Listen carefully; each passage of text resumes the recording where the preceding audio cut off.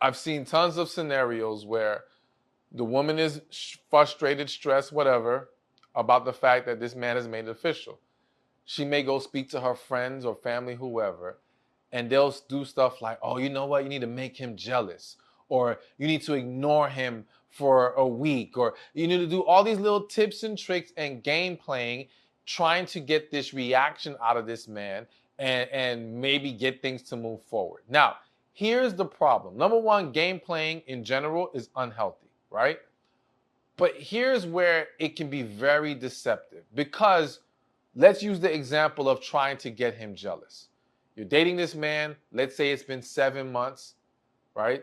Maybe even years. I just felt the need to mention that because there's literally people going through this for years. But let's stick with 7 months. It's been 7 months. He hasn't made it official. You're like, all right, I'm going to make him jealous. You go on a date with another man, or you let yourself be seen with another man. Whatever it is, you allow him to find out you was entertaining another man, whether you were just speaking about it or whatever. All right. So now he gets jealous, because understand this, whether the man is serious about you or not, jealousy can still come about. And even more so, whether he's serious about you or not, he can still become very territorial, okay? So he reacts to this, and now he shows you extra attention and tries to go hard to win your affection back, right? And you feel like, oh, okay, this worked. No, it didn't. It's just a temporary, momentary thing that happened that, yeah, may make you feel a little good because it got a reaction out of him. But once he has you back, I almost guarantee he's going to go back to his nonsense. And even if you actually, out of that action of making him jealous or game playing, get him to make it official, if it took that for him to make it official, what kind of foundation are we building this relationship on? Is this really sustainable? I'm going to answer that for you. No, it's not. It's not sustainable. Are there exceptions to the rule? Yes. I'm not going to say no one's never pulled it off. But for the vast majority of people, all they did was put a temporary Band-Aid on the situation, and eventually things are going to blow up again. So it serves you no good. And then there's the flip side. God forbid you do the game playing of trying to make him jealous, and then he doesn't get jealous. For some women, that will piss you off even more. That will now make you feel like he doesn't care about me, and now you're fighting hard to win his attention, his affection, and you fall deeper into a negative, unhealthy cycle. One way or another, the game playing is pointless. Follow the other steps I mentioned in this video. Having the talk, you know what I'm saying? Addressing the red flags, all these things.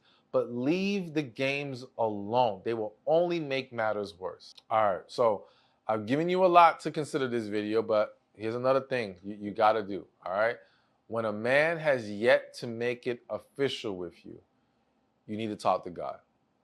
Plain and simple, you've got to go into prayer, talk to God, and gain clarity on what you need to be doing next, all right? I think too many times we are emotionally reactive, or we are reacting off of the bad advice from someone else, the bad input from friends and family who may be operating out of their own bitterness and hurt, right? Their own negative perceptions of things, rather than going to God. I always say, pray before you react. And again, none of us are perfect. Some of us are still going to have moments where we end up just reacting. But when you can, pray before you react. But I think it's so important when it comes to dating and relationships that if you are a believer, you always include God in the process, because a lot of stuff that you're trying to analyze, figure out, understand, that clarity could be brought to you by just seeking out God. You know what I'm saying? And I think in situations where, because listen, the reality is that there's going to be some situations like this that are genuinely fixable. That generally it's just two people who are misinterpreting things or operating out of a certain kind of fear, and they can get out of their own way, they can have an amazing relationship with each other. I'll admit that's not the typical scenario, right? But that does happen. However, for many of you, it's just you're dealing with the wrong person. And even if this person wanted to act right, because that's the other thing, it's like, all right, let's say you address things and they're willing to make improvement in all these different things. That doesn't mean it's sustainable. That doesn't make them automatically the right person for you. And that's why I'm a firm believer. And you still got to get that cosign by God. You still got to make sure, okay, is this really for me? Because there's going to be some situations where, all right, you're dealing with a man who wants to make it official right away, who's doing certain things, and he may be a generally good dude, but not the right one for you. And if he's not the right one for you, then that means inevitably at some point, it's going to blow up in your face. So to save ourselves a lot of headaches, talk to God, get in tune with your spirit. It will do wonders for you. But ultimately understand, listen, not everyone is ready for what you're ready for. But you are not obligated to stay around and wait for them to make up their mind.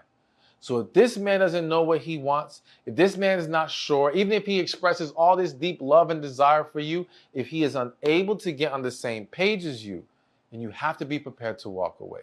And understand that if this situation is not for you, then that means God has something bigger and better waiting for you on the other side. Hey, thank you for watching this video. Be sure to check this one out right here, and I'll see you there. Relationships are the key to a successful life. But there's 5 areas that we have to be mindful of when it comes to relationships.